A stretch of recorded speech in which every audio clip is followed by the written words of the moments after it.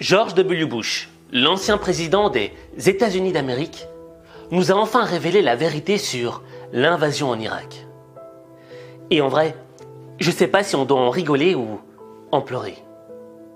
Mais la vérité, tu vas la découvrir. George W. Bush, ça a été le président des États-Unis d'Amérique au début des années 2000. Et le mec, j'ai découvert de deux manières. Tout d'abord, je l'ai découvert grâce au guignol de l'info. Et on va pas se mentir, c'était vraiment scandaleux, la manière dont il se foutait de la gueule de George Bush, quoi. Il le faisait vraiment passer pour un gros idiot. Et dans un deuxième temps, j'ai découvert le président des États-Unis d'Amérique lorsqu'il a annoncé qu'il allait envahir l'Irak. Mais l'envahir pour des bonnes raisons, des raisons positives. Il voulait libérer le peuple irakien du joug du dictateur Saddam Hussein. Parce que Saddam, il avait des armes de destruction massive dans son pays aussi. Et c'était dangereux. Et moi, je vais pas te mentir, à ce moment-là, j'étais adolescent. Et j'étais américain. Et on va pas se mentir, on est tous un peu américains. Parce qu'on a tous été américanisés par la culture américaine. Quand on regarde des séries, quand on regarde des films, on est américain, on le devient. Et donc moi, j'étais un bon patriote, quoi, tu vois.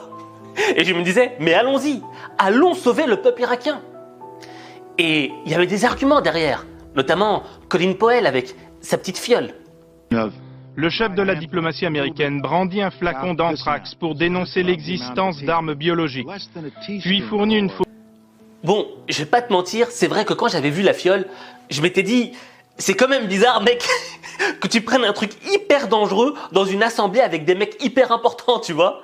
Je veux dire, si le mec qui pète un câble et qu'il essaie de l'ouvrir et... tu vois, on sait jamais, quoi, tu vois. Enfin bref. La guerre a été lancée. Et je vais pas te mentir, une fois que la guerre avait été lancée, et quelques mois plus tard, j'avais un petit goût amer dans la bouche. Parce que moi, j'avais mangé tout ce que les médias nous donnaient. Tu vois, libérer le peuple, montrer son patriotisme, être avec les Américains, nos libérateurs à la Seconde Guerre mondiale. J'y étais, je mangeais, tu vois. Mais après, cette bouffe avait un goût amer. J'arrivais pas à la digérer. Pourquoi ? Parce que je me souviens d'un épisode où j'avais vu un journaliste irakien qui avait commencé à jeter ses chaussures sur George W. Bush.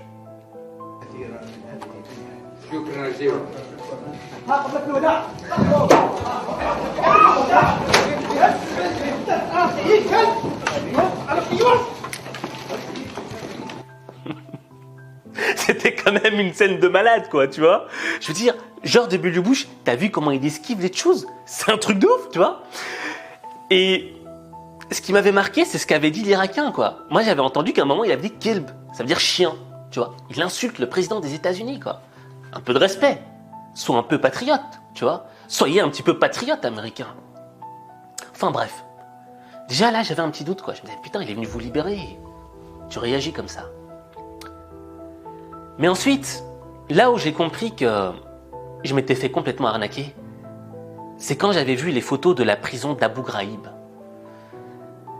Je pense pas que je pourrais te les montrer là, mais c'était scandaleux, inhumain.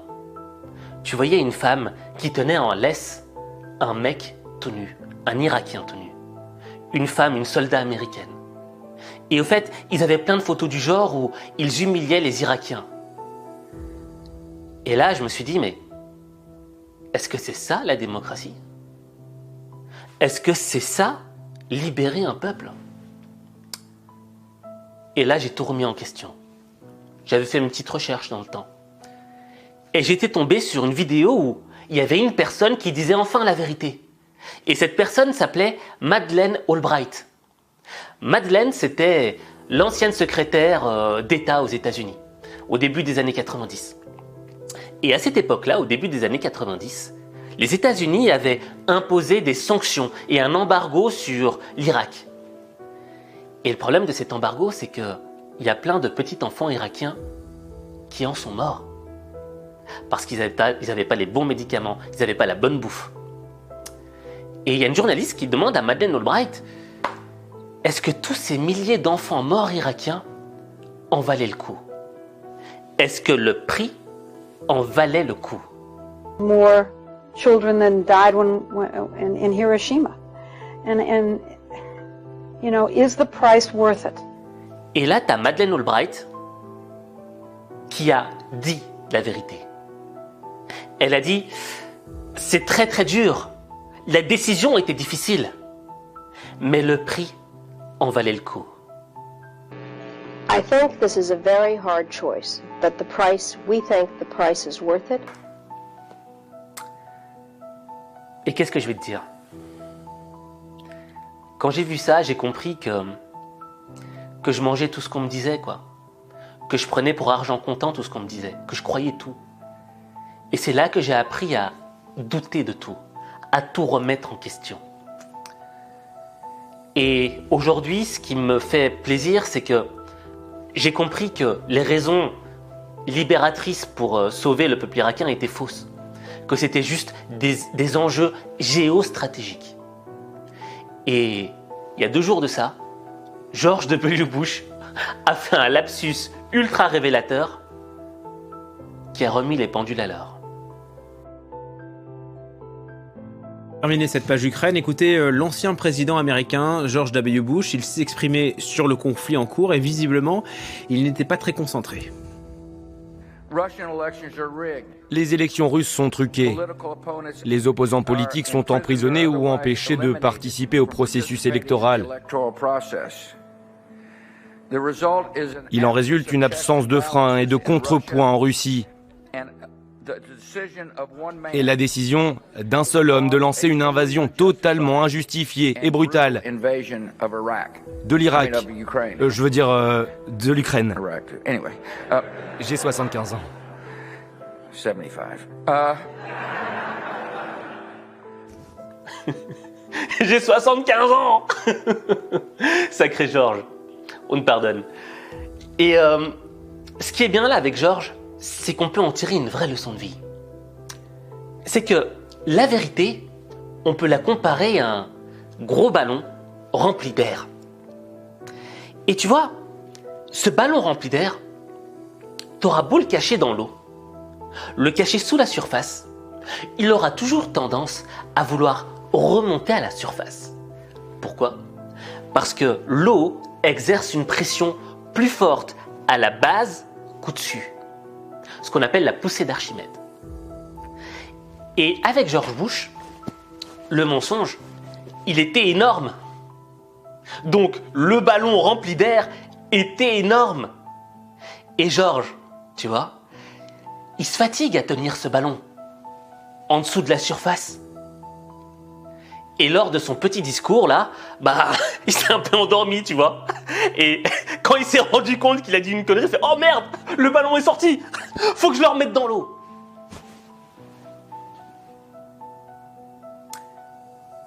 T'auras beau essayer de cacher un mensonge, la vérité remontera toujours à la surface. Et ce mensonge, le mensonge en lui-même, le concept du mensonge, il a une double dimension. Tout d'abord, une dimension extérieure. On veut cacher aux autres. On veut manipuler la pensée des autres en leur cachant la vérité. Et ensuite, il y a une dimension intérieure. C'est que tu dois lutter contre ce mensonge. Tu dois le maintenir constamment en dessous de la surface de l'eau. Et parfois, c'est difficile. C'est pour ça que parfois, il y a certains assassins qui n'arrivent plus à supporter le poids du mensonge, le fait de cacher ce mensonge. On parle de cacher un mensonge. Il y a des assassins, ils n'y arrivent plus. Et donc, ils ont besoin de le dire. Hier, j'avais fait une vidéo sur un mec qui avait tué sa prof 30 ans plus tard. Il avait caché pendant 1 an cet assassinat. Et à un moment, c'était trop. Il ne pouvait plus le garder pour lui. C'est remonté à la surface et il l'a avoué à un ami. Après, le mec s'est fait coffrer. Mais tu vois, la vérité, tu pourras jamais la cacher éternellement.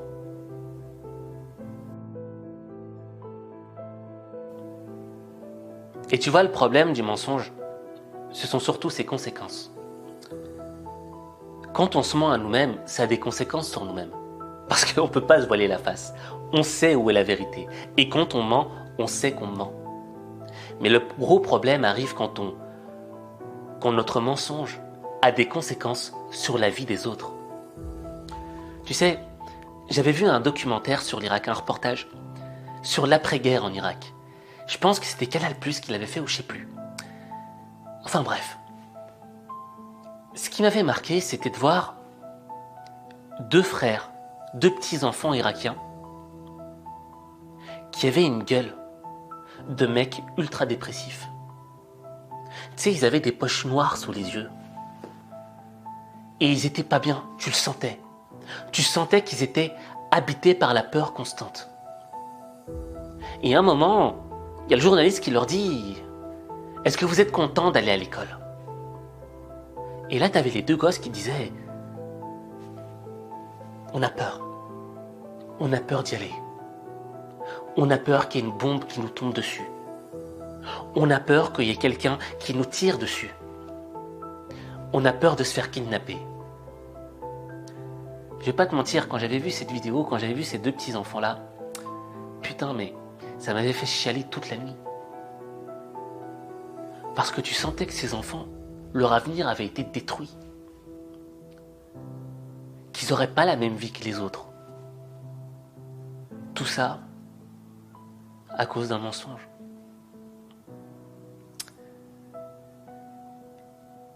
Et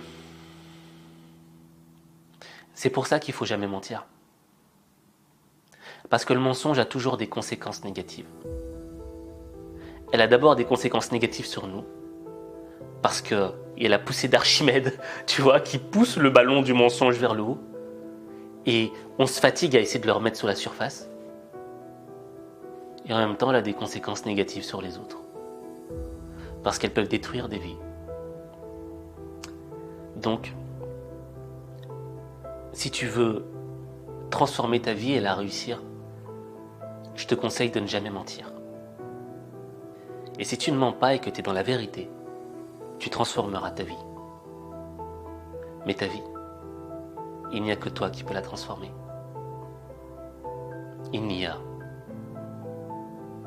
que toi.